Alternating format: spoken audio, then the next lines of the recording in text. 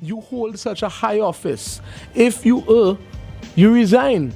There's no excuse for it. I mean, if there's a simple human error, but he is sought in this case to blame everybody else. So it's a blame game.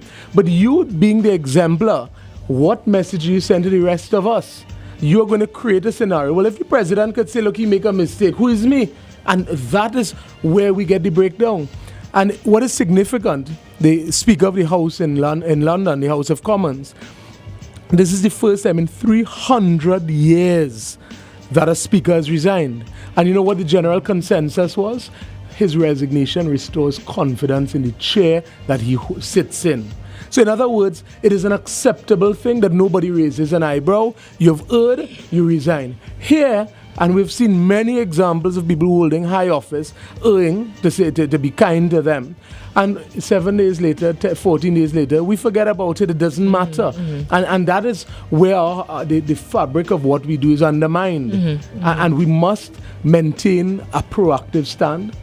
I continue to say that the media and the public need to be aware, need to be the watchdogs, need to be the ones to keep these issues alive and not let it just slip into oblivion and forget it and move on to the next day. This remains our country, and we are duty bound to take and act in a responsible way to ensure that this is not allowed to happen. The average poor man gets in trouble doing something in his church. He can't just simply tell a magistrate, well, I make a mistake, it's nothing. He will feel the full brunt of the law. So why then a man who is privileged and who is in a different category, he's not an ordinary citizen. If you're a judge or a prime minister or a president, you have a different duty of care, and the law deals with that. There's case law that talks about if you're a journalist, you have a special duty and a defense.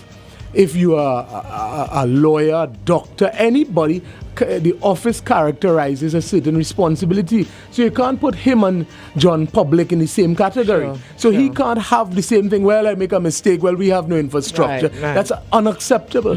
And we have to start pushing these issues to the forefront and let people realize when the Speaker of the House of Commons in London resigns, he's appointed there by the government.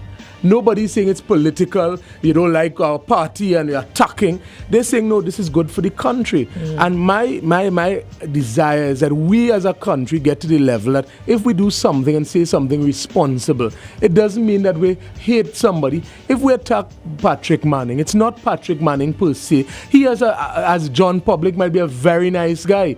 But the minute you wear the hat of Prime Minister, your responsibility goes to a whole different level. And it's the office we attack, not the individual. And I think people have to learn to understand it's not personal attacks. Well, that is very true. And not to politicize it. I hate when everything is politicized because you can't get to the issue at all. People don't want to see the issue. They just want to deal with who is saying it and where do they stand in terms of their politics. Which is a real shame. It means that we will always be mired in mediocrity and banalities instead of dealing with really salient points and trying to move the country forward. And I think in that regard, many of the people who come to the forefront to give commentaries are usually biased one way or the other. Well, so John Public never gets the sort of down the middle perspective on things, and it's always either a political party, A or B.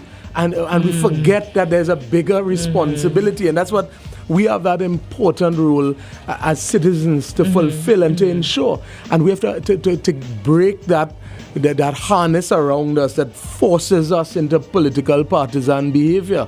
And once we get to that level, we can get this country well on track.